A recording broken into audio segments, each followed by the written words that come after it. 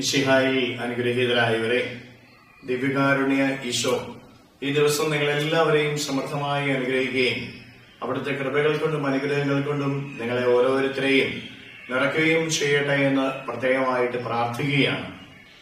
വിശുദ്ധ പൗലോസ്ലീഹ എഫേസോസ്യർക്ക് എഴുതിയ ലേഖനത്തിന്റെ 2-ാമത്തെ അധ്യായത്തിന്റെ 14-ാമത്തെ തിരുവചനത്തില് നമ്മൾ ഇങ്ങനെ വായിച്ച് ധ്യാനിക്കുന്നുണ്ട്: അവൻ നമ്മുടെ സമാധാനമാണ്. ഈശോയാണ് നമ്മുടെ സമാധാനം. സമാധാനമില്ലാത്ത ഒരു ലോകത്തിലാണ് നമ്മൾ ജീവിക്കുക. യുദ്ധങ്ങള്, അധർമ്മങ്ങള്, അനീതികള്, അഴിമതികള്, കൊലപാതകങ്ങള്, പല വിധത്തിലുള്ള പീഡനങ്ങള്, തകർച്ചകള്, പ്രകൃതി ദുരന്തങ്ങള്, കാലാവസ്ഥയിലുള്ള വ്യതിയാനം, മനുഷ്യന് ജീവിക്കാൻ പറ്റാത്ത സാഹചര്യങ്ങള്, ഇങ്ങനെ പല വിധത്തിൽ സമാധാനം നഷ്ടപ്പെട്ടു പോകുന്ന ഒരു സമൂഹത്തില് നമ്മൾ ഓരോരുത്തരും ജീവിക്കുമ്പോൾ വചനം പഠിപ്പിക്കുകയാണ്: അവൻ നമ്മുടെ സമാധാനമാണ്. ഈശോനാഥൻ ഈ ലോകത്തിലേക്ക് കടന്നു വന്നത് തന്നെ നമുക്ക് ഓരോരുത്തർക്കും സമാധാനം നൽകുന്നതിന് വേണ്ടിയിട്ടാണ്. നാം ആഗ്രഹിക്കുന്ന സമാധാനം നൽകാൻ ഈ ലോകത്തിൽ ആർക്കാ സാധിക്കുന്നത്? സമാധാനത്തോടെ ജീവിക്കാനായിട്ട് പലപ്പോഴും നമുക്ക് സാധിക്കാറില്ല.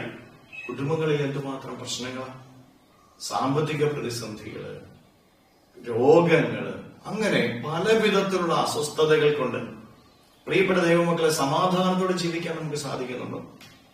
പലർക്കും മക്കളെ ഓർത്തുള്ള ആകുലതകൾ കാരണം സമാധാനത്തോടെ ജീവിക്കാൻ പറ്റുന്നില്ല.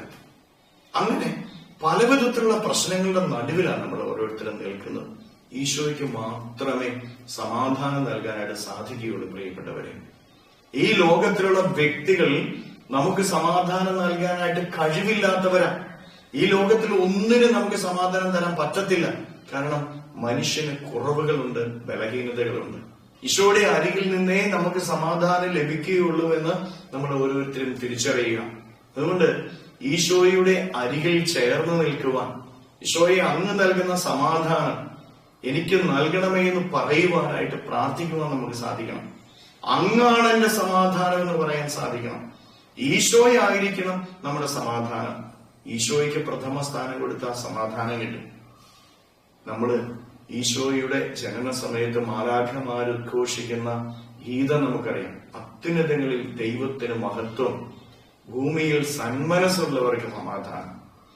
ഈശോ ഈ ലോകത്തിലേക്ക് വന്ന് സമാധാനം നൽകാനാണ് എങ്കിൽ വചനം പറയുകയാണ്: സന്മനസ്സുള്ളവർക്ക് സമാധാനം.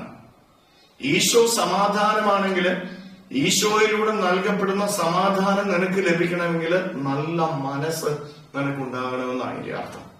കപടതയില്ലാത്ത ഒരു മനസ്സ് നിനക്കുണ്ടായിരിക്കണം, വക്രതയില്ലാത്ത മനസ്സ് നിനക്കുണ്ടായിരിക്കണം, വഞ്ചനയില്ലാത്ത മനസ്സ് നിനക്കുണ്ടായിരിക്കണം, അനീതിയില്ലാത്ത മനസ്സ് നിനക്കുണ്ടായിരിക്കണം, അക്രമങ്ങൾ ചിന്തിക്കാത്ത ഒരു മനസ്സ് നിനക്കുണ്ടായിരിക്കണം.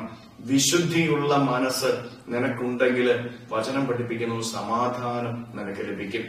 പ്രിയപ്പെട്ട ദൈവമക്കളെ, ഈ ക്രിസ്തുമസ് നാളുകളിൽ നമുക്ക് സമാധാനം അനുഭവിക്കുന്നതിന് വേണ്ടി കർത്താവിന്റെ തിരുമുമ്പിൽ നിൽക്കാം. കർത്താവെ, അങ്ങയുടെ സമാധാനം എനിക്ക് നൽകണമേ എന്ന് കർത്താവിനോട് പ്രാർത്ഥിക്കുവാനായിട്ട് നമുക്ക് സാധിക്കട്ടെ.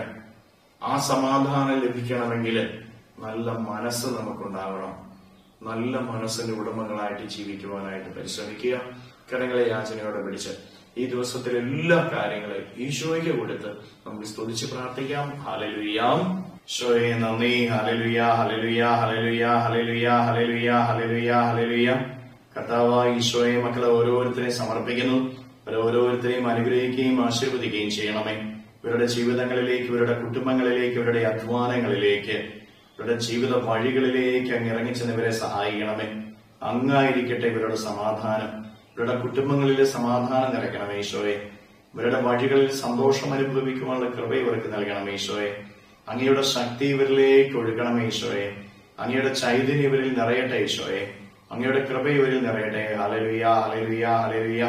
ഈശോയെ, ദീപികാരുണ്യത്താൽ ആശീർവദിക്കുമ്പോൾ ഇവരിൽ നിന്ന്, ഇവരുടെ ഭവനങ്ങളിൽ നിന്ന്, ഇവരുടെ അധ്വാന മേഖലകളിൽ നിന്ന്, ഇവരുടെ പഠനങ്ങളിൽ നിന്ന്, ഇവർ പോകുന്ന വഴികളിൽ നിന്ന്, ചെയ്യുന്ന കാര്യങ്ങളിൽ നിന്ന് സർവ്വ തിന്മകളും ബന്ധനങ്ങളും കെട്ടുകളും പിശാചിന്റെ ഉപദ്രവങ്ങൾ നാരകീയ ശക്തികൾ നിർവീര്യമായി തീരട്ടെ എന്ന് കൽപ്പിക്കുന്നു. അന്ധകാര ശക്തികൾ വിട്ടുപോട്ടെ എന്ന് കൽപ്പിക്കുന്നു. ഹല്ലേലൂയാ, ഹല്ലേലൂയാ, ഹല്ലേലൂയാ, ഹല്ലേലൂയാ. നിത്യപിതാവും പുത്രനും പരിശുദ്ധാത്മാവുമായ സർവേശ്വരായ എന്നേക്കും ആമേൻ.